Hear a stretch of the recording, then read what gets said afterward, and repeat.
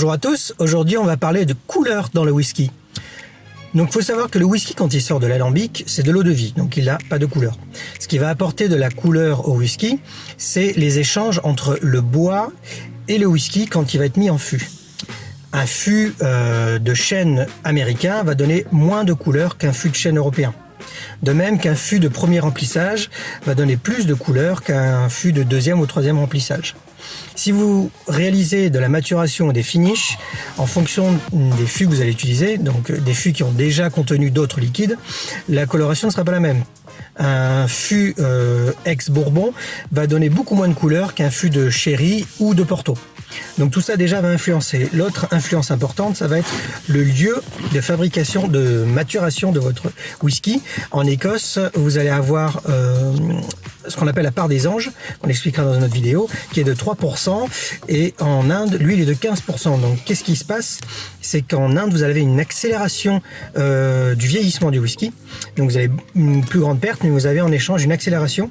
Vous allez avoir beaucoup d'arômes et une intensité de couleur plus importante qu'en Écosse.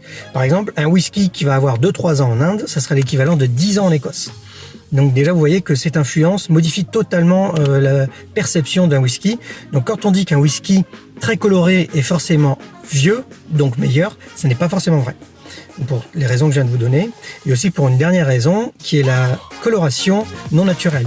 On a le droit de rajouter dans le whisky deux choses: de l'eau pour réduire le pourcentage d'alcool dans la bouteille et un caramel. Le caramel E150A qui est un colorant qui va permettre de modifier ou d'ajuster la couleur. Donc pourquoi on fait ça?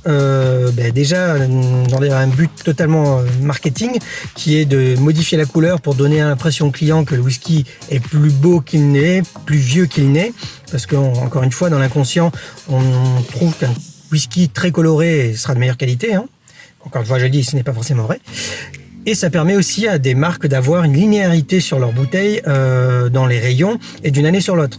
Des whiskies comme Lagavulin 16 ans ou 10 ans ou Talisker 10 ans par exemple sont des whiskies qu'on retrouve beaucoup en grande distribution et dans le but d'avoir toujours le même whisky en termes de goût et en termes de couleur, ils vont utiliser ce caramel pour ajuster la couleur pour qu'elle soit tout le temps la même d'une année sur l'autre. Donc si vous l'achetez aujourd'hui dans 3 ans ou dans 10 ans, le Lagavulin 16 ans aura toujours la même couleur, parce qu'ils vont le modifier.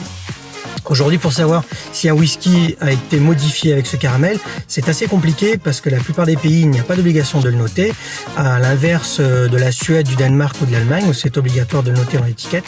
Aujourd'hui, vous avez certaines distilleries embouteilleurs qui ont décidé d'eux-mêmes de le notifier dans les étiquettes. Donc ça sera marqué couleur naturelle, natural color ou non colored, donc je vous le marquerai en dessous. Voilà, vous savez tout, à bientôt.